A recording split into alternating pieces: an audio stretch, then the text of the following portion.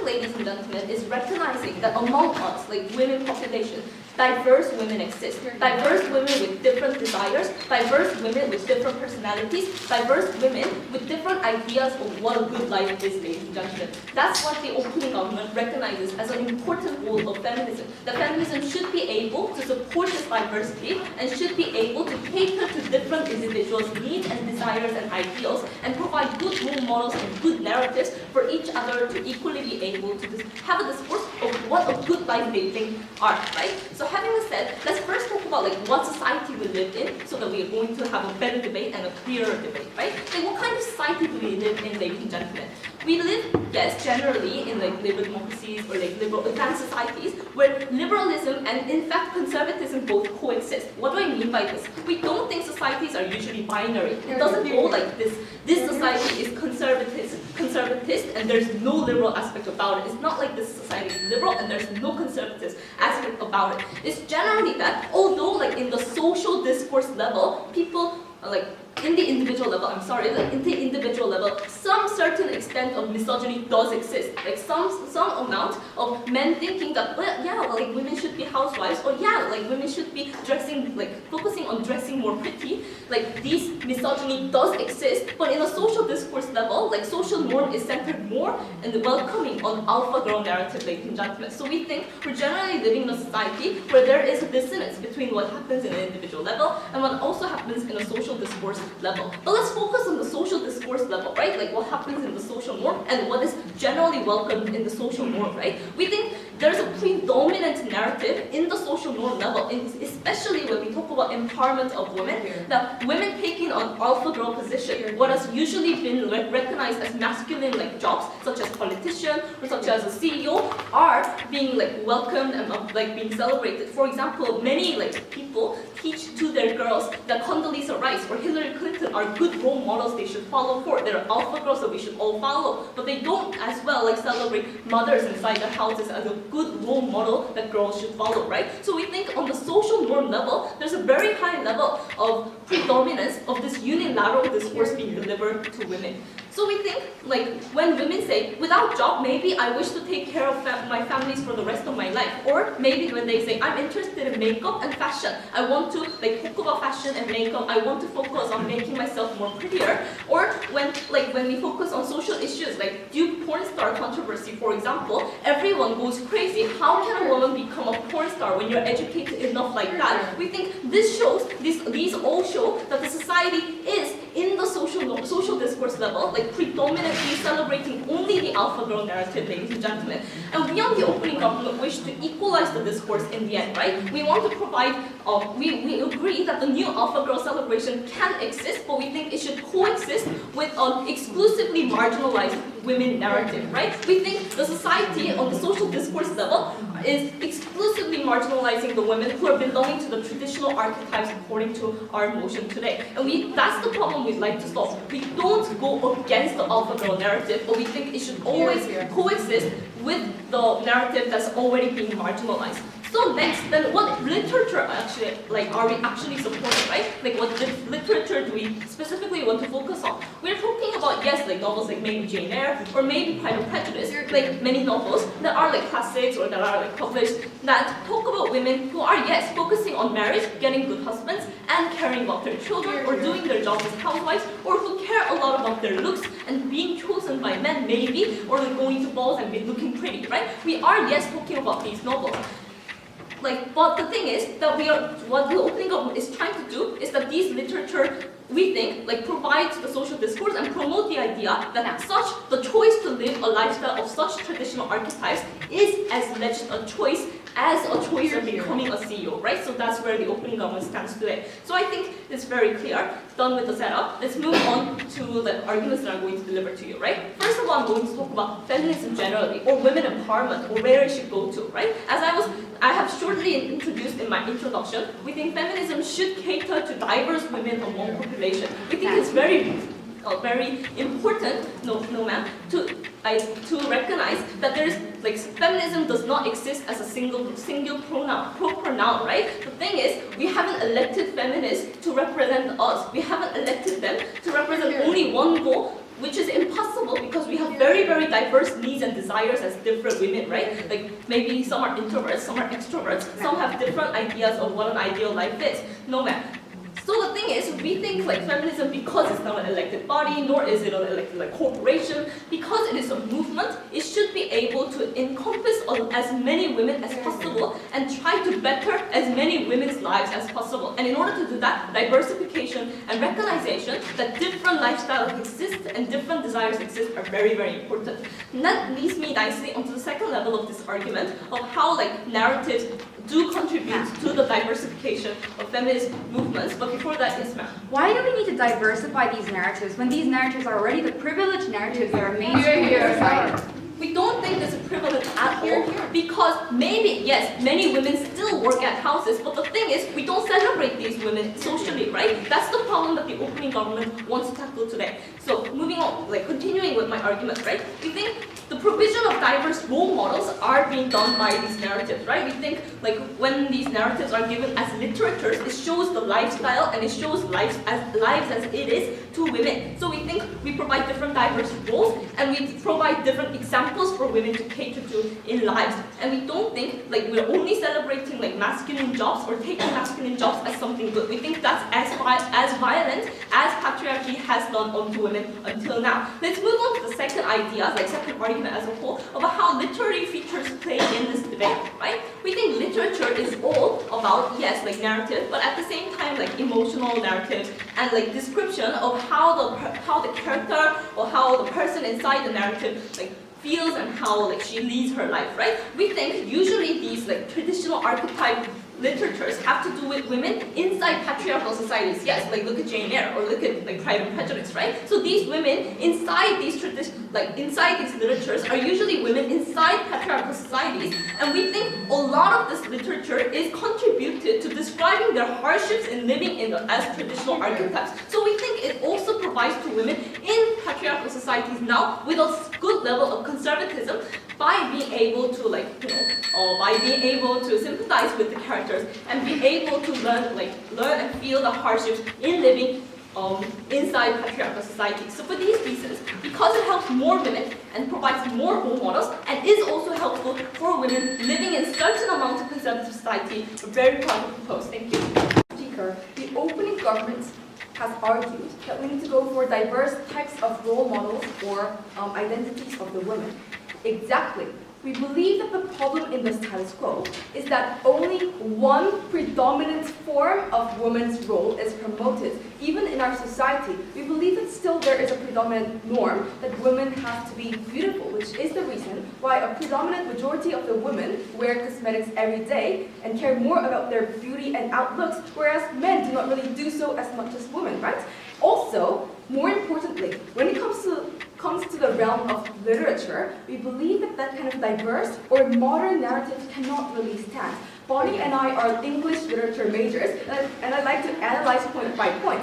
When it comes to the realm of literature, there are many types of narratives, that is true, but not all the narratives have equal power. We believe that the appreciation and the evaluation towards certain narratives is strictly different according to which literature, and there's a strict hierarchy among which is the good literature, which is a powerful literature, and which is not a powerful literature. For example, in the literature, the classic literature like Shakespeare, Iliad, those kind of things are still very predominantly controlling the literary realm, right? We believe that this is the reason is because the traditional, the authority and the credibility that the literature has already gained is actually still influencing to the modern day. However, when we talk about the feminist narratives, which only emerged recently, we believe that they're not really the mainstream form of literature, right? They're still considered as a separate, women's literature, not really joining into, because they didn't really join into the mainstream literature, which is still very predominantly dominated by men's perspective of women, of objectifying women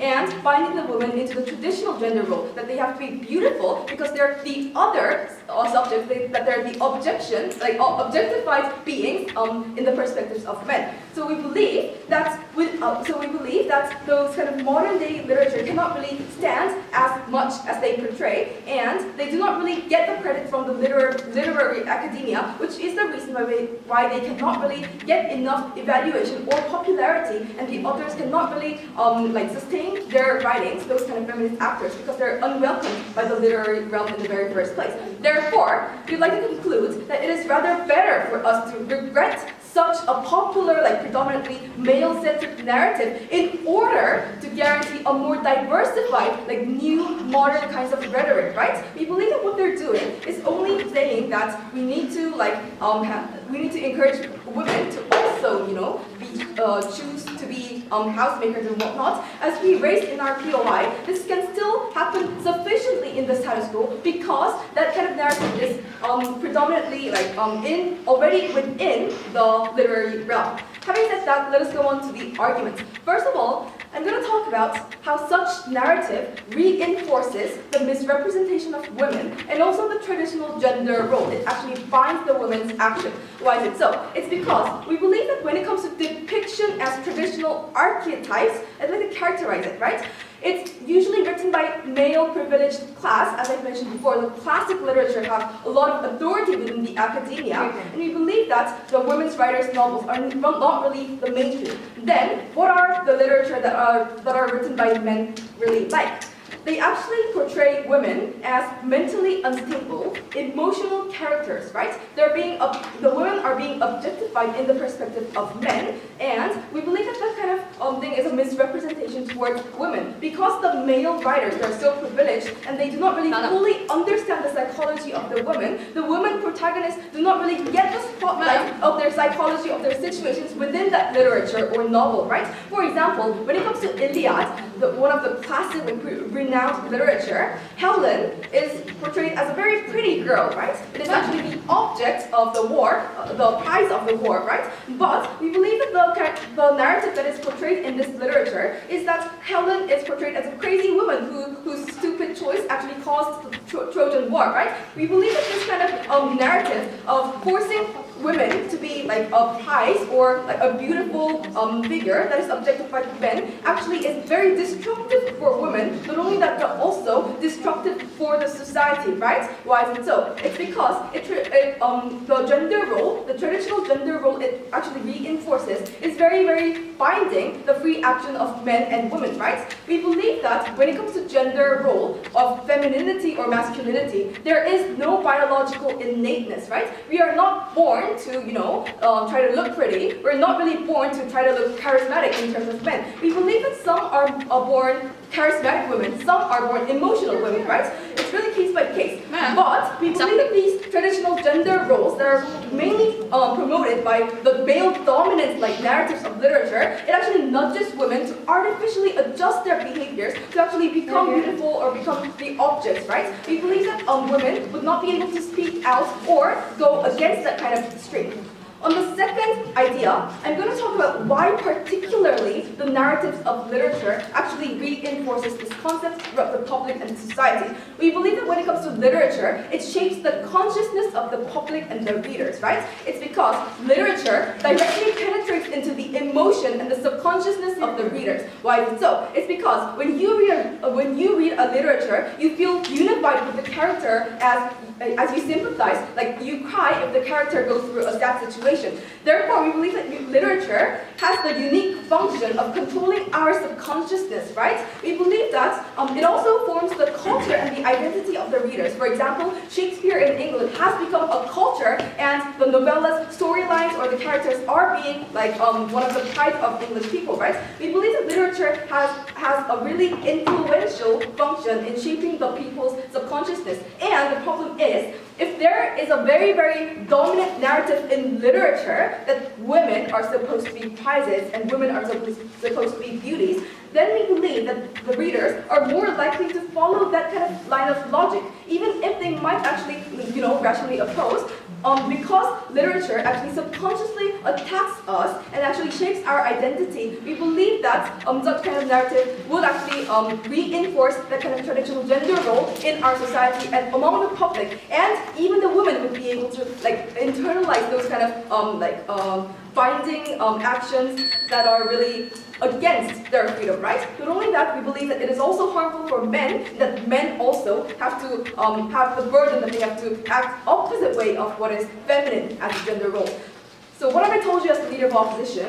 I have told you that diverse narratives cannot really coexist because of the unique characteristic of literary academia, that only like a predominant literature written by men actually have the power, and therefore for these reasons we'd rather regret those kind of narratives in literature. Idea on what we're exactly trying to defend in this motion.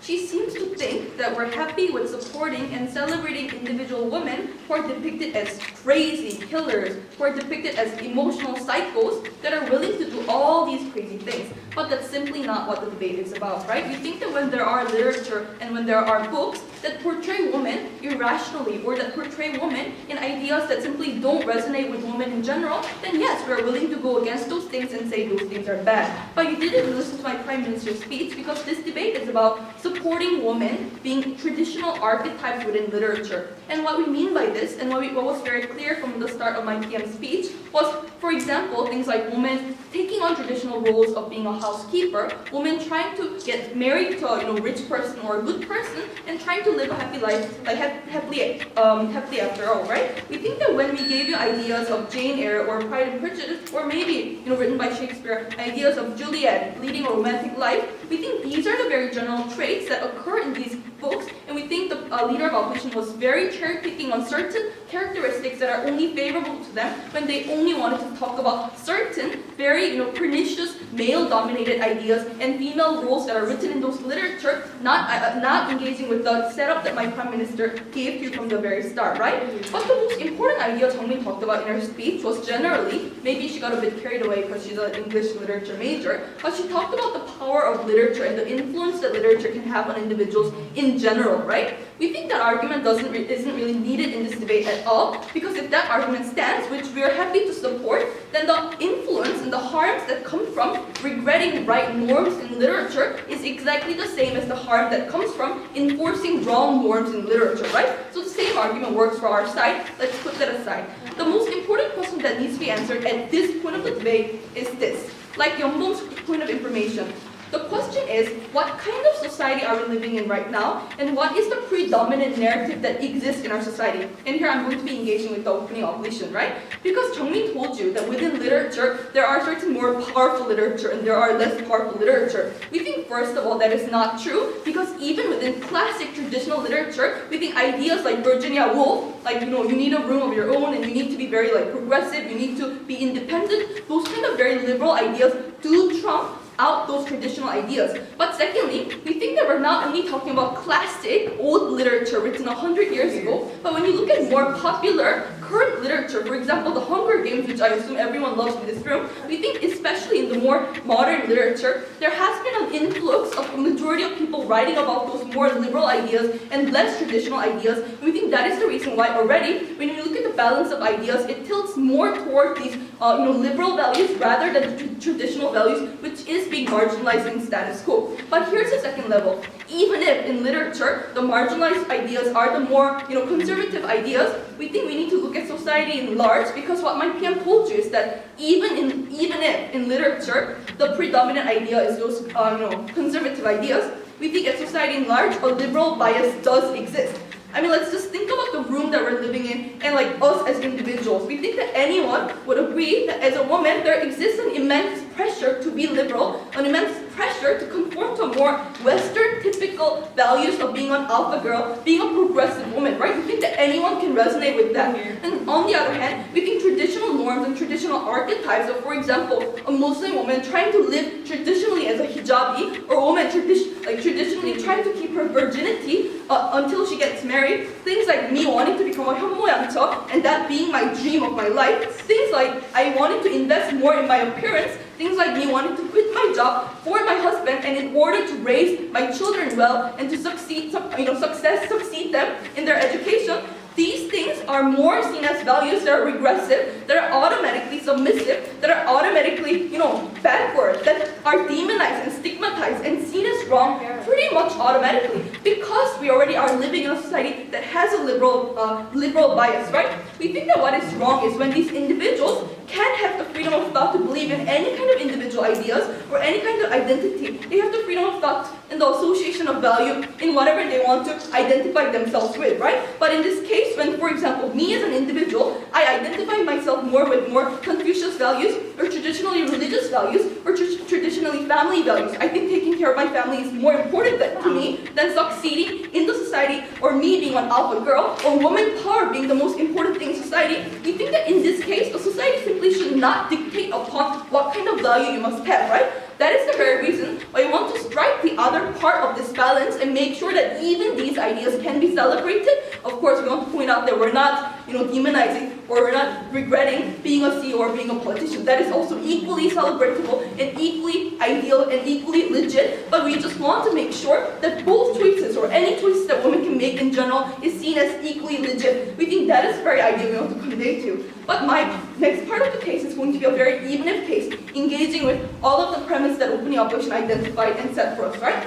Even if we agree and say that we're living in a predominantly conservative society that only majorly has these conservative values, we think there is still a value in celebrating these literature that still has these conservative ideas. Because first of all, we think that even in a conservative society where there's a conservative bias, we think that not everyone can afford to become CEOs, or not everyone can afford to become a corporate role model, or become the most progressive woman in the society, right? We think in that case, at the very least, we think these literature is performing their very basic role and duty and function as literature when they are able to make sure the readers resonate with them, and at the very least, the leaders can feel a sense of empathy, feel a sense of sympathy, that they're not alone in this world, and being like them is not something that's wrong, right? But moreover, we think that when you look at the actual literature works that we have set in this debate, for example, Pride and Prejudice, the main character in that movie has a lot of, identification, or has a lot of, thoughts, or has a lot of, she has a lot of disagreeing points on even things like marriage, and she as an individual woman also has a lot of splitting points or a lot of conflicting ideas. And at the very end, when she does fall in love with this guy, we think those kind of ideas with breathing individuals that are actually hot-blooded, these individual characters that people can resonate with, we think that's what really ultimately gives power and ultimately empowers these individuals, maybe makes these individuals brave enough to also make their own choices, whether that be taking on more liberal and more progressive ideas, or also taking on more traditional ideas, which ultimately will be a result of their very own choice. But we think that whatever choice people make, whatever society we're living in, people should not be demonized or stigmatized for whatever that they do. And that is the very reason why we support women's choice, we support this motion, and we also support literature in general. We're very happy to propose. I say this to my friend that I feel like opening government clearly doesn't read any literature, right? Because as a literature major, right, when I first entered the realm of literature 101, the first semester, the very sections that we are flooded with is these ideas of classic writers from male-dominant, those who graduated from Oxford, Cambridge in the past, writing about these men. And it's not because these men are very, very mean, so they want to portray their women as irrational or psychopathic. It is because that is the very norm that's being generalized and that's being agreed upon at the time. And the problem that we see is that literature as an industry in itself is continuing this practices, and even the female writers, which I will talk about more in my substantives, are actually continuing these images because they've already internalized the kind of messages that's being sent in this message. Right? We think that when we talk about the idea of literature, right, that really shapes, our minds, especially the young people, as we both agree in this debate, we think it's simply pernicious that we celebrate the very idea of traditional images. So before I go on to my arguments, let's just rebut several ideas, right? So firstly, this idea that alpha girl norm, right, is ruling out and making these people who want to, stick to traditional values, very stigmatized. Firstly, we don't think that's true, right? Maybe alpha girl narratives are a little more aggressive, yes, because they have a political agenda, right? Because that's not the mainstream yet. And that's why a lot of these alpha girl narratives, like the Hunger Games, they want to make it really make sense because they have so much more groups to persuade persuade. They have so much more pressure in making these narratives work out in the mainstream, right? But we don't think that just because these narratives exist, we're pushing away the traditional ideas. Because if you just go to a classical bookstore, if you go to a professor and tell me what book do you want me to read, they will recommend you these traditional and conventional books. So if you need a sympathy, go and find these resources, right? We don't think any ruling out is happening because half the population of men or half the population of elderly, older generation, they still cling to these values, right? They still want girls to keep their virginity before marriage, then masturbate in their own bedrooms, right? We think that these narratives are already the mainstreams and they are already the privileged mainstreams. We don't think that ruling out is happening at all. But we also think that there needs to be a clarification upon what kind of traditional archetypes are, right? Because we think that that needs to be a little bit, clarified. We think that traditional archetypes, at the end of the day, even the narratives that Jane Austen wrote, is the product of patriarchal system, right? And what do I mean by this?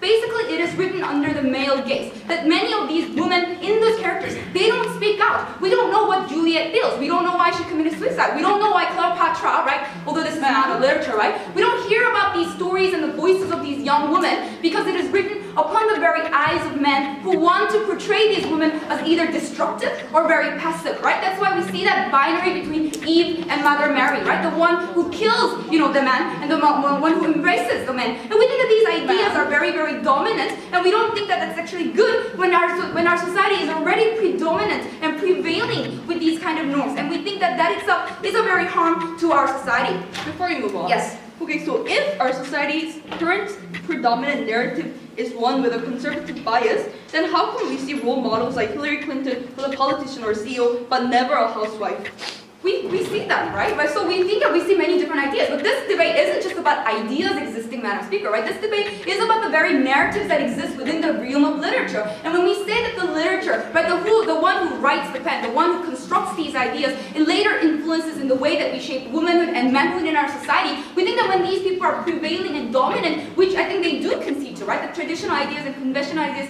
still rule out, we think that's especially pernicious that we celebrate this idea. So let me move on to my idea, right, which I will talk about specifically how female writers are being very much, how this will continue basically, and I will, explain to you very clearly. So basically, let's think about female writers or some male writers who want to talk about feminist kind of narrative, right? We think that these people have quest and vocation because writing it in itself is a very, very difficult and daunting process. But we think that because these people are already mainstream, right? When we say Virginia Woolf, it's even in the small section in the last bits of the classic literature of anthology, right? Because that person is still that person is still a minority that is never a fit in the mainstream and very unconventional and radical. So we think that two scenarios happen in most cases for many of these writers with a specific purpose. Why? First, we think that they either internalize these images. Why? Because their construction of womanhood itself was made from these literature. They were pretty much influenced by these classic novels that they read, and that is why they actually have to write about the same thing. That's why we see Jane Austen only wrote about marriages and women trying to be beautiful at her time of her life.